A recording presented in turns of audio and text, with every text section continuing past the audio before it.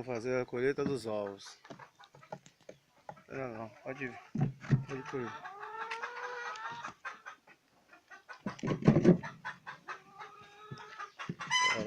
Estamos aí. Vamos devagarzinho pra ver. Ganhou?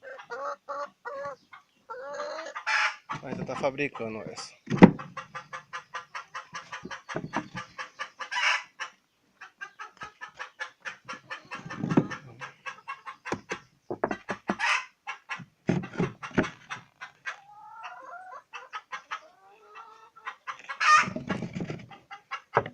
De casa. Agora tá fresquinho isso.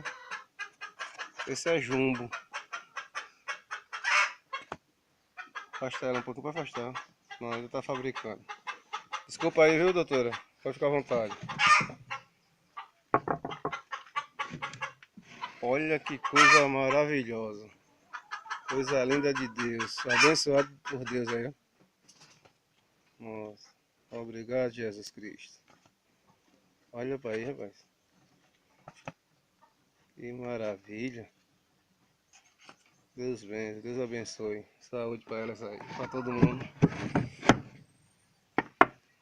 Bora, minha filha. Tem gente aí? Ó, fabricando agora. Essa daqui tá com um pouquinho de fio. Ah, saiu agora. Chega, tá um suadinho, ó. Dá pra passar? Cuidado pra não cair.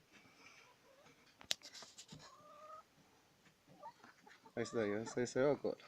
Já tá molhadinho. Valeu, até mais tarde, viu? Vai trabalhar aí. Agarração. Em casa. Mais um jumbo.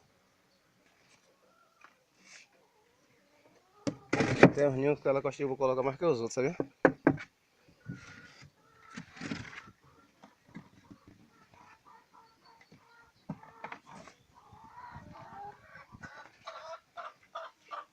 E ali eles estão comendo, né, galera? Vamos trabalhar aí para pagar a ração. Até mais tarde.